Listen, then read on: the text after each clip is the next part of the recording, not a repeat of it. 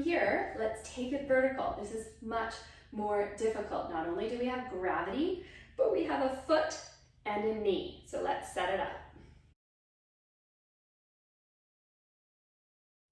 First, your foot is right underneath your knee. Your hips are in a little bit of an abducted position, and you are going to pick your toes up, spread them really wide, long, and then reach them down.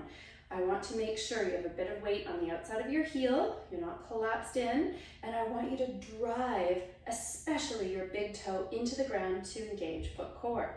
Knee is always going to be over the middle of your foot, not collapsing in.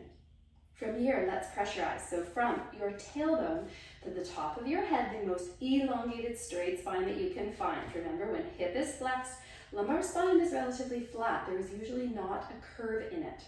Your core is engaged 360 degrees around, and if your hands are around your belly, thumb into the kidneys, you're pressurizing out 360 degrees around when you breathe in.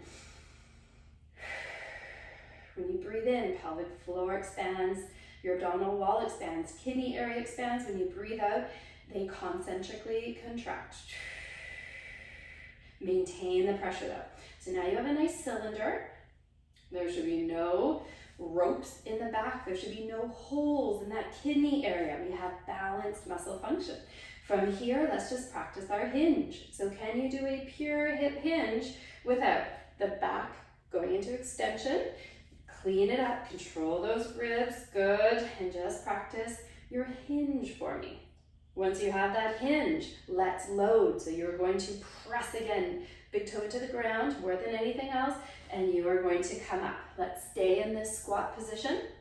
Check your knee for me. Did it collapse in? I want those knees over the second toe.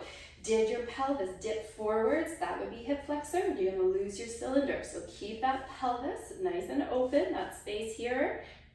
Maintaining all of that. Can you rotate so that the left hip comes as close to the right knee as possible, but the right knee stays out? The left knee needs to stay out. And did you dump into an anterior pelvic tilt? If you check your kidneys, are you still pressurizing? Do you have a long right waist? Lengthen it if you lost it. Let's go try the other side. So this knee stays out, big toe is down. We've got our pelvis in a neutral position, good, and press through that right foot. Let's transfer over to the left. Don't let that knee come with you. Keep it out, big toe down in the ground, and knee is over at least the second toe. So this position right here is a little bit like our modified wall clamp. In this position, we should have a beautiful cylinder around our hip, beautiful cylinder around our torso, beautiful cylinder in our quad. If we have these stringy ropes and holes, that's not a happy joint. That's not balanced muscle tone. You can progress by adding a kettlebell, but just make sure you're pressurizing all the way around. Your shoulders are wide, long back of the neck, elongated spine. When you hip hinge, make sure it's a pure hip hinge, and then you can load from there.